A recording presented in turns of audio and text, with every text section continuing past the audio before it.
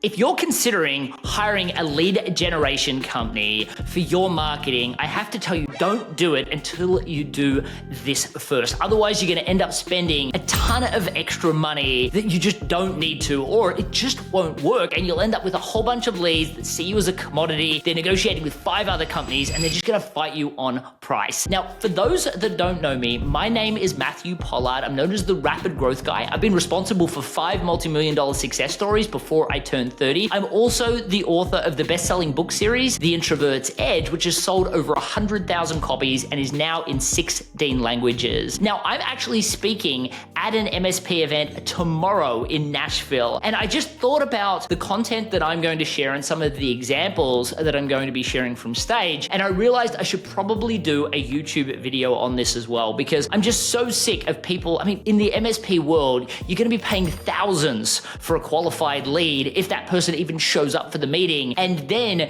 the closure rates that most MSPs have, especially with those types of leads, means it's going to cost you tens of thousands of dollars to get that deal. Now, I'm not saying that it won't be worthwhile for you. I mean, we all know the multiples that you get for MSPs that get to a certain size these days, but I'm saying you're going to put yourself through a lot of unnecessary pain for no reason. See, what I believe is most people can't successfully articulate the value that they provide in a non-commoditized way, even when they're in a networking room. So they just have no chance leveraging digital marketing companies or any form of lead generation because they're just seen as a commodity, and therefore the cost of acquisition are so high and there's always going to be a fight on price. So I really want to give you a different way of marketing yourself and strategizing how you're going to get leads so that you don't come across as having a whole bunch of competition. As a matter of fact, I want you to avoid the commoditized battle altogether. Now, I actually learned this strategy the hard way. I mean, when I first came to the US, I mean, yes, I'd had some very successful businesses in Australia, but I literally moved my entire life to Austin, Texas. And before you ask, yes, it was about a girl. I traveled the world when I turned 30, and I actually met a girl in Austin, and I transplanted my entire life and left my entire network that I'd awkwardly spent a lifetime fostering in Melbourne, Australia, to move to Austin, Texas. And she'd actually just moved from Boca Raton, Florida.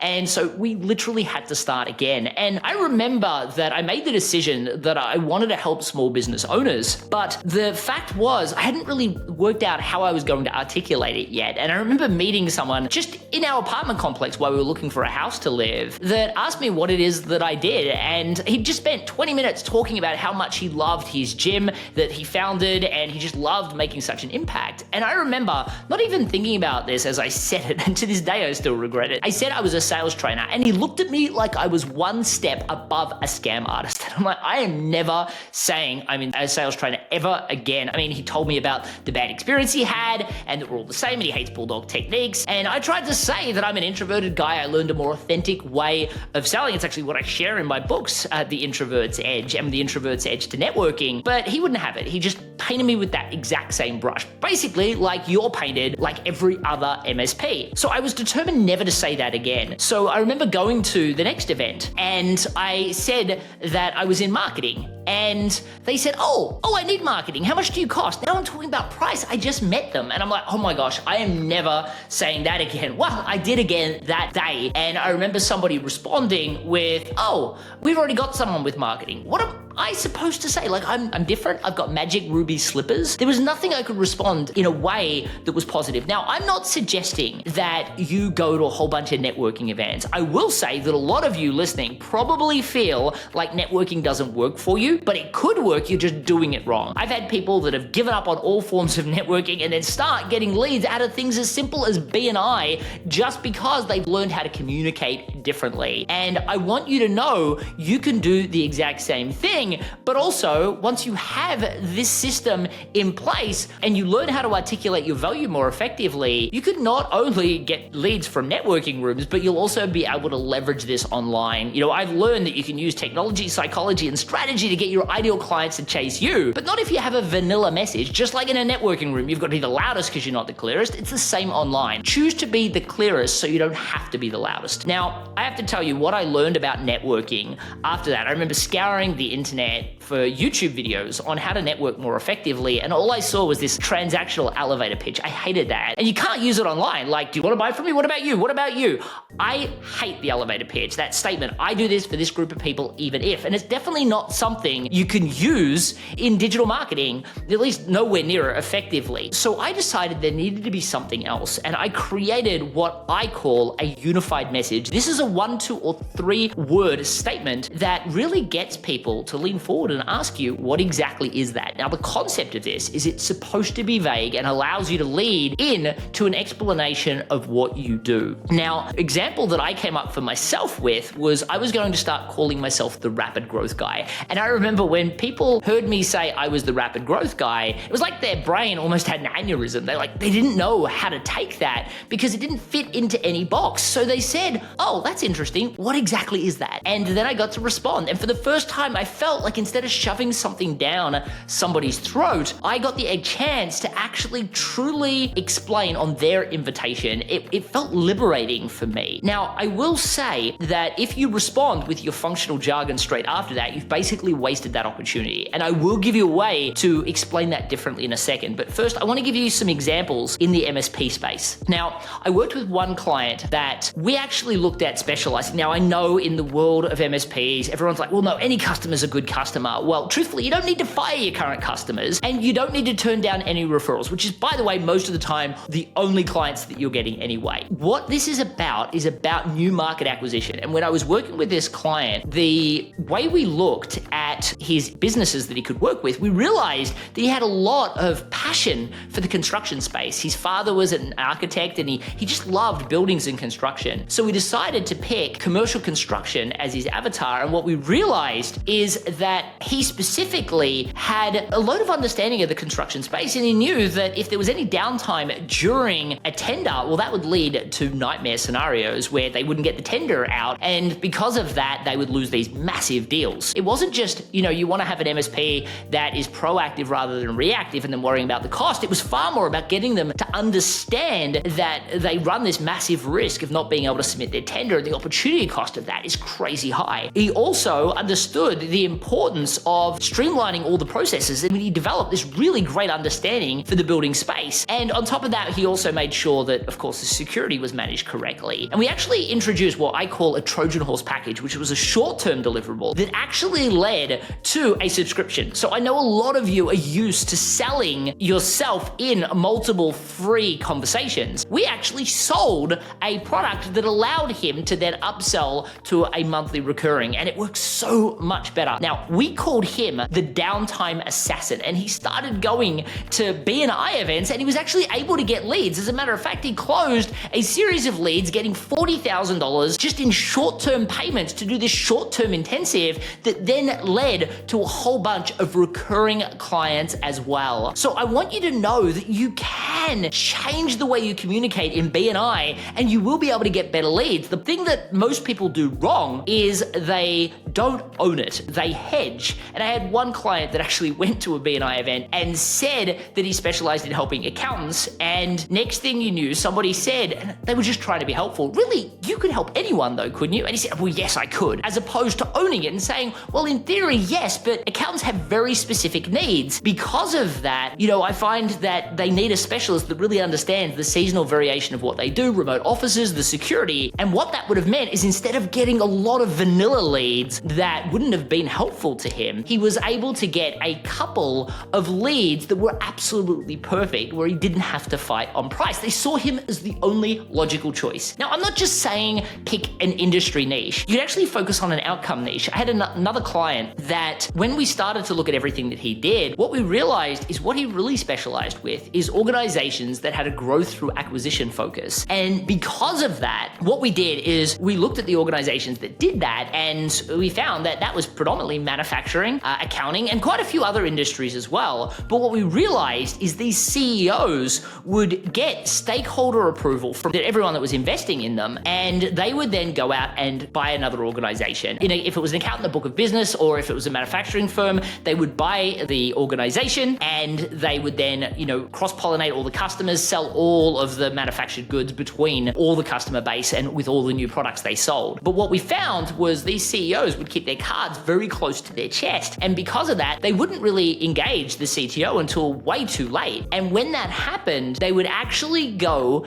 and let the CTO know, and the CTO would be overwhelmed. I mean, they probably just spent the last 6 months building a moat around the business so they didn't get hacked, and now they've been told they need to build this superhighway. And what that means for them is that, they then discover there's a whole bunch of licensing issues. They've got to try and build that superhighway, which is expensive. A lot of the technology conflict, and it leads to people quitting, loss of customers, extra licensing fees they weren't prepared for, and it just blows all the costs out. So what we realized is that we could position him as a specialist that helps with acquisitions. We actually called him the acquisition lifeguard. And because of that, he was able to go in and talk about how he translates CTO language to CEO language and vice versa, and made sure the CTO got in to the dialogue far sooner. And of course, that then led to him helping with the acquisitions that made sure that all the technology worked, and then he became the MSP for those organizations. It was a really positive relationship that he developed with these customers, and that's why he was able to grow. What you'll notice in all three of these situations, though, there were specific groups that we targeted, and we created a unified message. And when you create this unified message and you focus on a group, then hiring a lead generation company makes sense because you target that specific group. You use industry-specific language.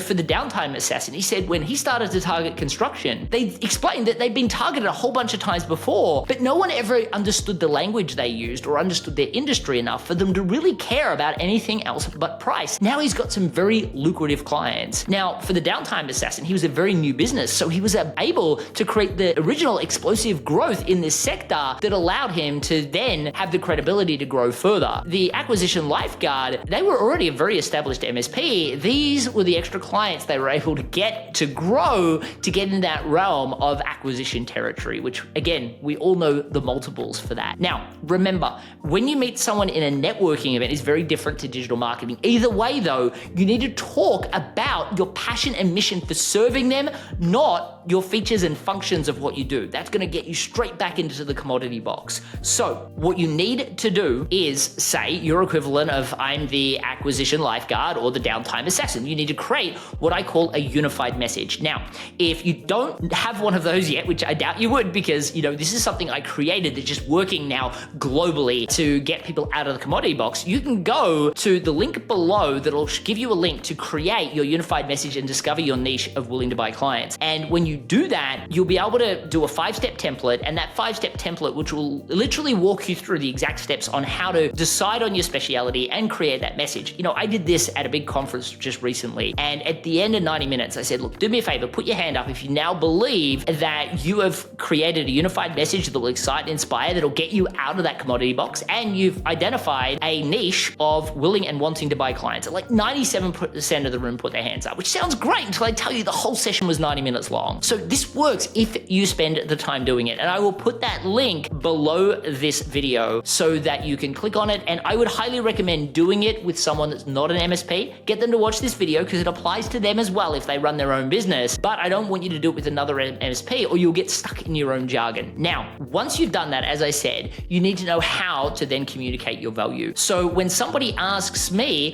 what exactly is that? When I say, thanks for asking, I'm the rapid growth guy, I will respond with what I call my love to see, hate to see, I'm on a mission to statement, which is, well, one of the things that I love to see more than anything in the world is an amazing introverted service provider with enough talent, skill, and belief in themselves to start a business of their own. But what I find more often than not, and they just hate seeing this, is they tend to get stuck in this endless hamster wheel of struggling to find interested people, trying to set themselves apart, trying to make the sale, feeling like people only care about one thing, price. Do you know anyone like that? Now, firstly, I have researched before I ever go into a room, so I know that they're like that. As a matter of fact, I've probably connected with them in advance because one of the things I teach in my Introvert's Edge book, which by the way, you can download the first chapter of that at the Introvert's Edge to networking.com, is that I never want to go to a room unless it feels like a bunch of preset meetings. But anyway, when I respond, I say, do you know anyone like that? They will then respond with yes. And then I will then say, well, I'm on a mission to help people like yourself realize you really can have a rapid growth business doing what you love, but not by getting better at your functional skill. You're probably amazing at that. Instead, by focusing on just 3 things outside the scope of your functional skill that'll allow you to build a business that revolves around you, your family, and your life,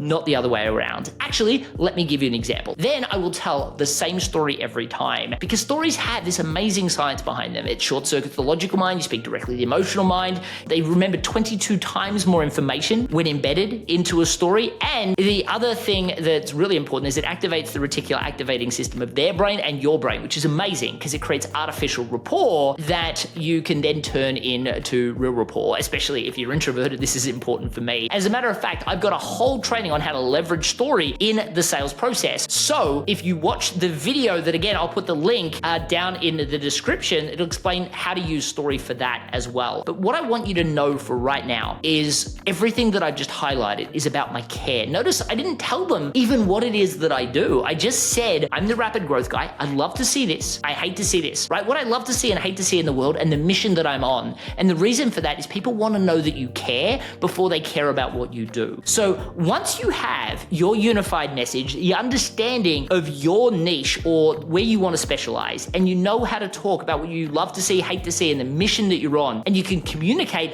that language clearly. And I mean that clearly. Like if you're all over the place or saying I work with a bunch of different groups, you are not ready to hire a lead generation company. You're not really ready to do anything in online marketing. And if you go in that direction, it's just going to cost you a lot more money than you think, and it's going to kill your profit line. And that's not to say it still won't be worth it for you. It's just going to be a lot of pain. And this stuff doesn't take anywhere near as much time as you think. So take the time, go to the template below and do that 5-step template. Come up with your unified message, come up with your niche or where you want to specialize, and then learn how to communicate what you do in a networking room. Because the moment you do that, when you're the clearest online, you don't have to be the loudest. It's the same for a networking room. The difference is you get real life feedback of whether what you're saying is working or not. So go into the networking room and master it so you never have to go back to one. Now, if you do want a little bit of help in that process, I will also put a link where you can schedule a call with me or my team. At that call, we can give you some real guidance on exactly how to customize this for your unique MSP business. But I hope you got value out of today's video. And if you did, please take a second to give it a thumbs up and subscribe to the channel. And if you have any other questions, please post them below this video and I would be delighted to give you answers or create another video to help you understand exactly what you could do in that situation. Selling and making money and networking and really anything in an MSP business doesn't need to be so hard. The problem is that everyone in the MSP world is doing things exactly the same way. And the only way out of fighting on price is to not be seen exactly like everyone else. That's the answer to absolute rapid growth. Anyway, I hope you enjoyed today's video and I look forward to seeing you in the next one.